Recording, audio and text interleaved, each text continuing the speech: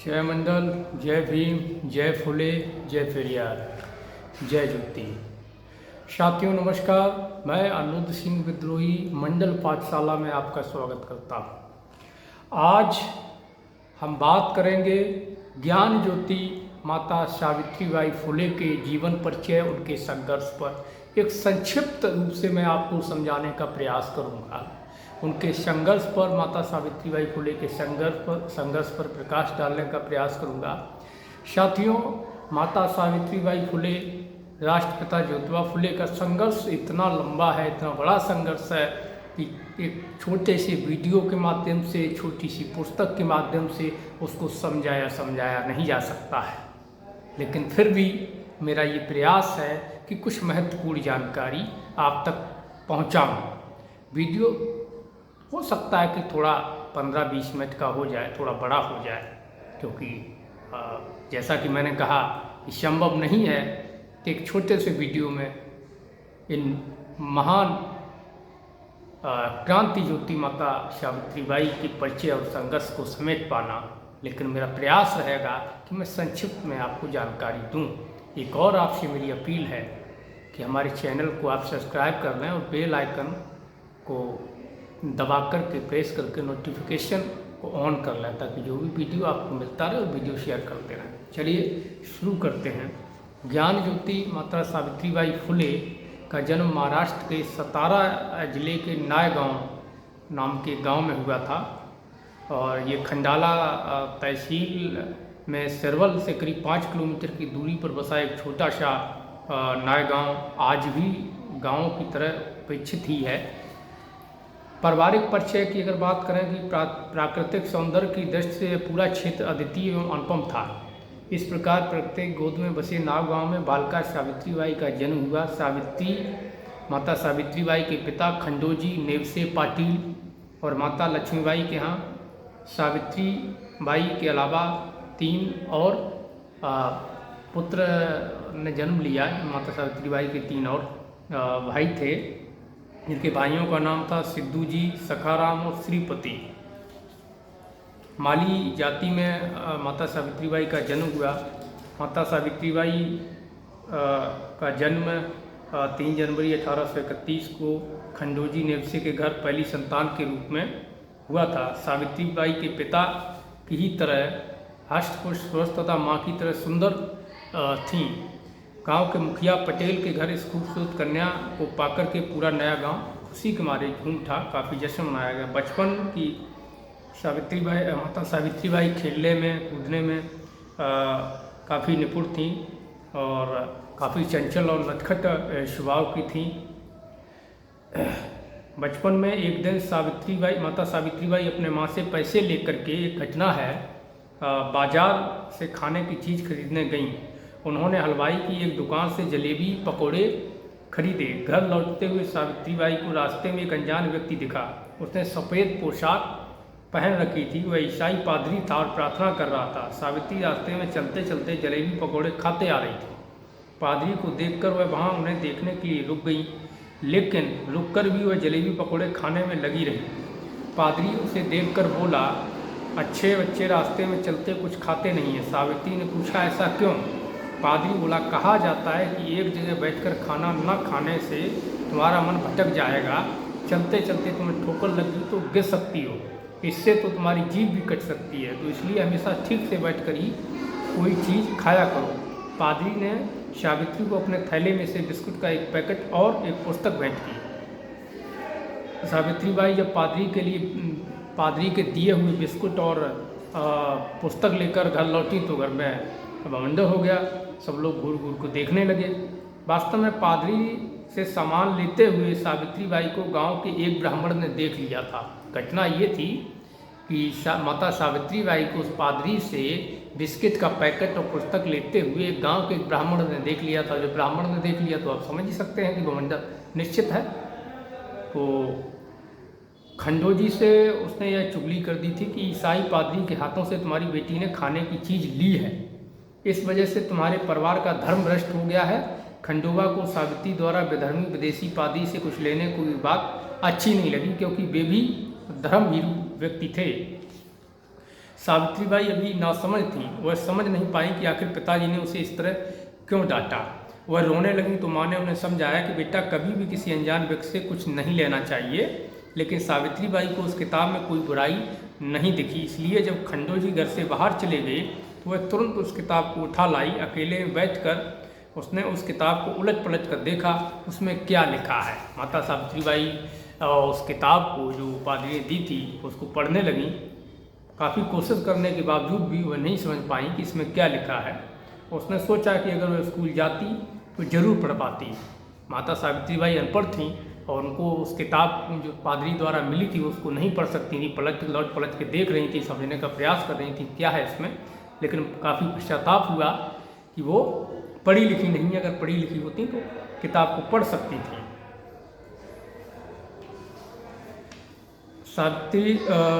माता सावित्रीबाई का विवाह गोविंदराव फुले तथा उनके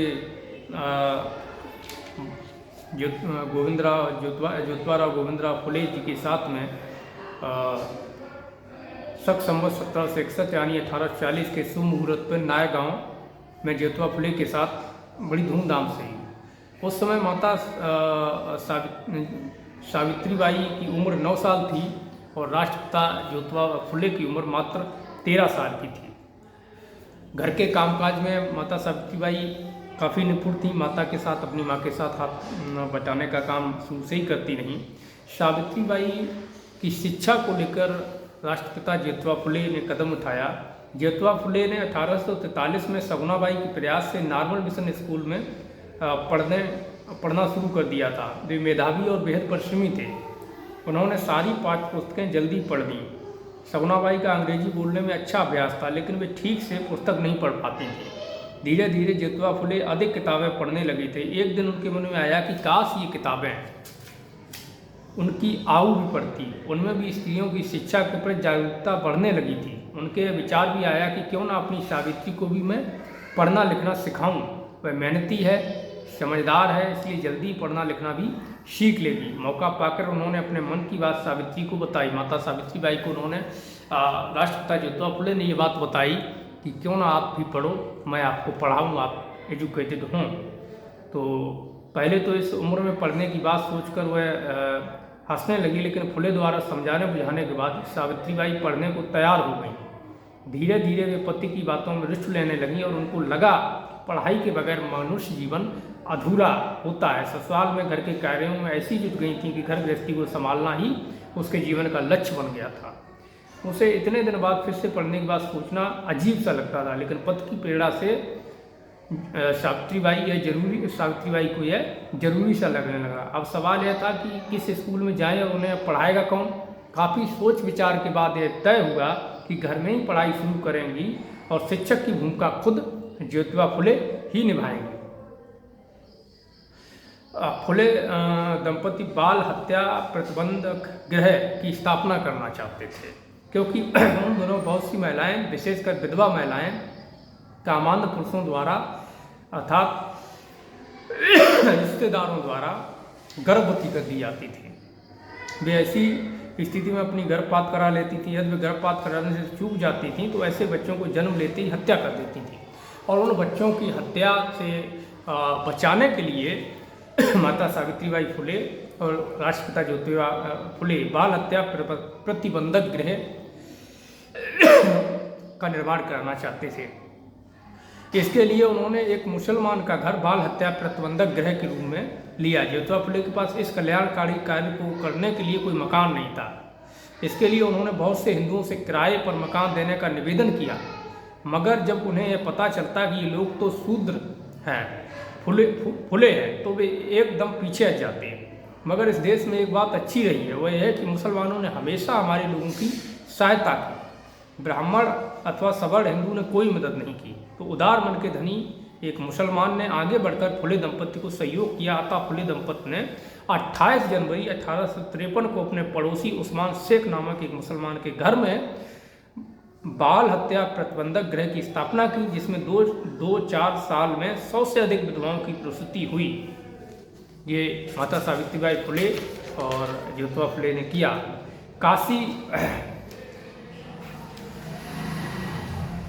आगे एक रोचक घटना है कि इसी दौरान ज्योतिबा फुले के पिता गोविंदराव बीमार पड़े हुए थे।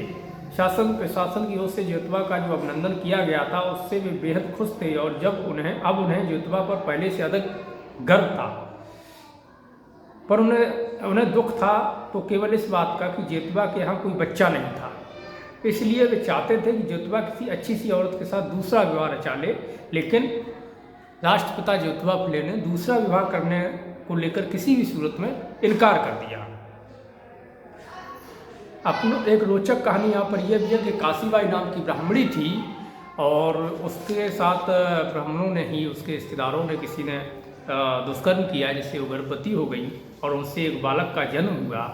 और गर्भवती होंगी जिसके बोझ से, शर्म से वो आत्महत्या करने जा रही थी।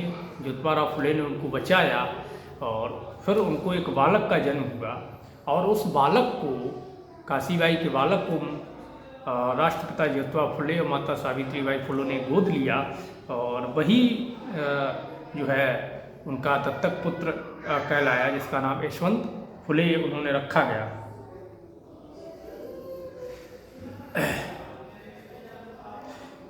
उसके बाद महात्मा ज्योतिबा फुले ने और माता सावित्रीबाई फुले ने महिलाओं को शिक्षित करने का बीड़ा उठाया।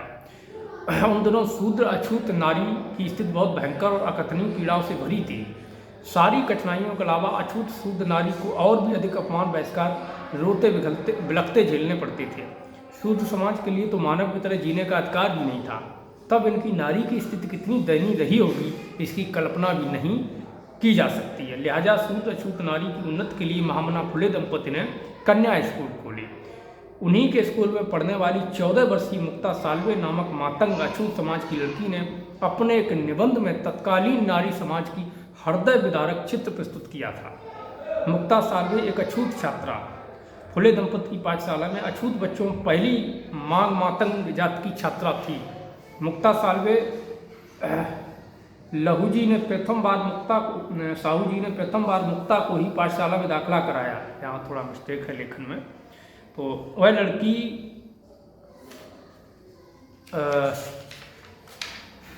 जो मुक्ता थी, साहू जी के लहू जी की छोटे भाई की कन्या थी। यह कन्या कुछ शामली होते हुए भी बहुत सुंदर, होशियार थी। सन 1854 में अस्पृश्य बच्चों में एक निबंध प्रतियोगिता करवाई गई। उसमें मुक्ता साल्वे का स्थान सर्वप्रथम रहा। तीसरा कक्षा में पढ़ने वाली मुक्ता ने अस्पृश्यों की दुखद स्थिति पर एक सुंदर निबंध लिखा था। उस निबंध के लिए उसे पुरस्कृत भी किया गया। शैक्षणिक क्रांति की प्रोधा।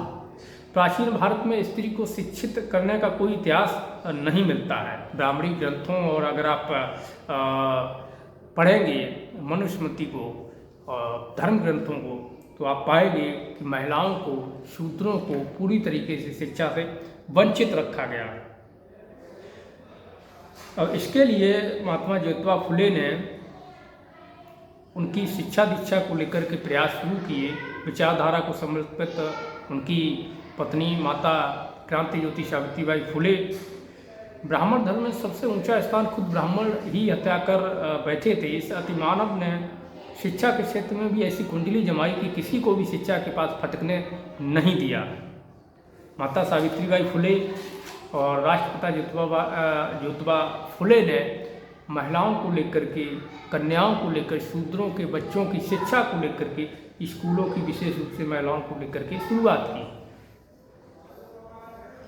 अगर देखा जाए तो वास्तव रूप में भारत में शिक्षा की देवी सरस्वती नहीं बल्कि राष्ट्रमाता क्रांति ज्योति सावित्रीबाई फुले ही हैं।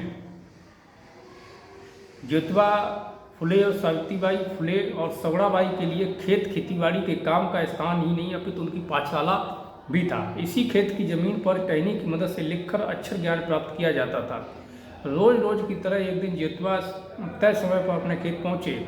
हाड़ फोड़ मेहनत करते हुए निश्चित समय पर ज्योतिबा को भूख सताने लगी तो वे उचक उचक कर सावित्रीबाई की राह देखने लगी। थोड़ी देर में ज्योतिबा फुले का भूख के मारे बुरा हाल हो गया।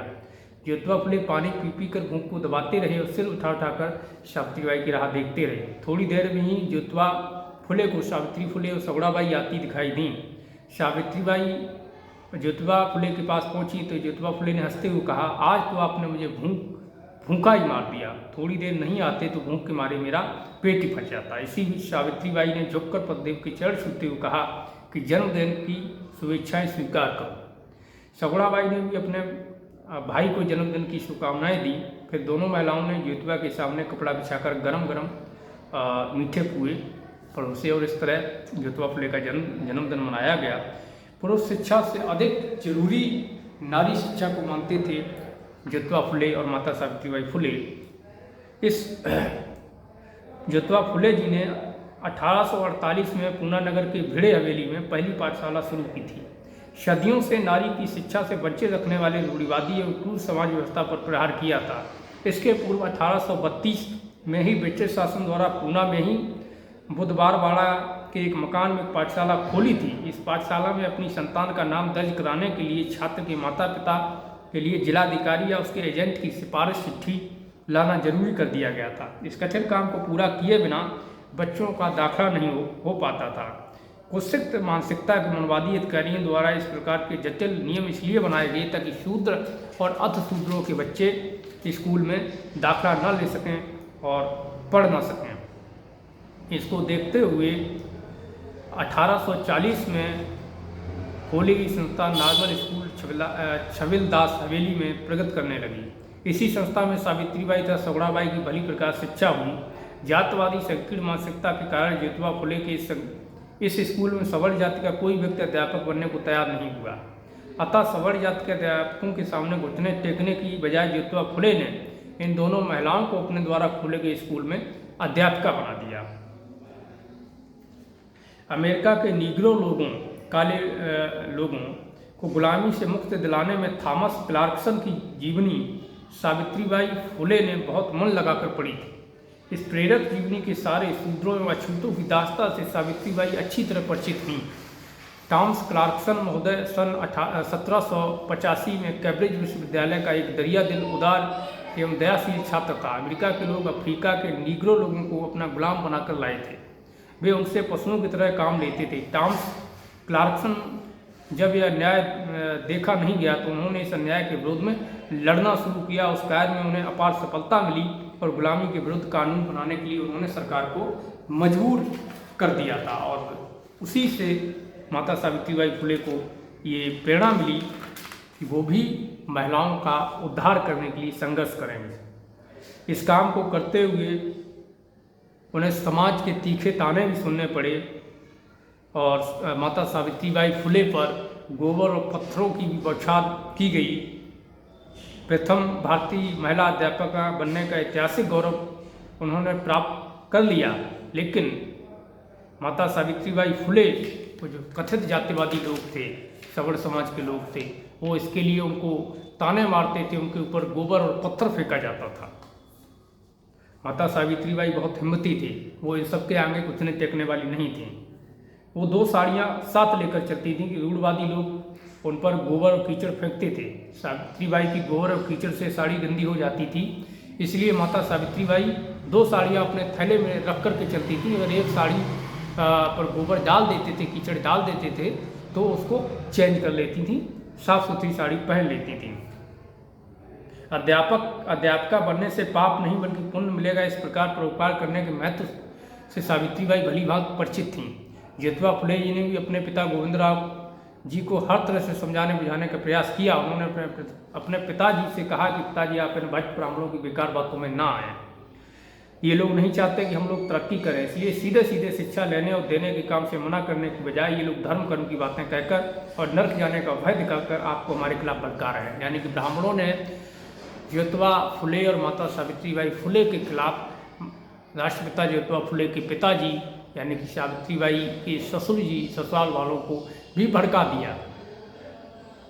और लास्ट में ये हुआ कि ज्योतिबा फुले साहब के पिता ने उनको अपने घर से निकाल दिया। माता सावित्रीबाई फुले का जीवन संघर्ष इतना बड़ा है कि हम इसको छोटे से वीडियो में बयान नहीं कर सकते हैं। सावित्रीबाई फुले महान इसलिए भी बन पाई क्योंकि उनकी विचारधारा सामाजिक विकास की दिशा में क्रांतिकारी थी। जो महापुरुष समाज में व्याप्त कुरीतियों को दूर करने के लिए संघर्ष करता है वही व्यक्ति असली क्रांतिकारी होता है। किंतु ब्राह्मणी धर्म का तो दस्तूर ही अजीब है। जो व्यक्ति गंदगी फैलाए वह ही बहुत महान, और जो व्यक्ति समाज द्वारा फैलाई गंदगी को साफ करे वह नीच, त्याज और अछूत कहलाए। सावित्री फुले का मत था कि समाज में व्याप्त कुरीतियों का समूल नाश करना यदि अधर्म है तो यह अधर्म हमें बार बार करना होगा।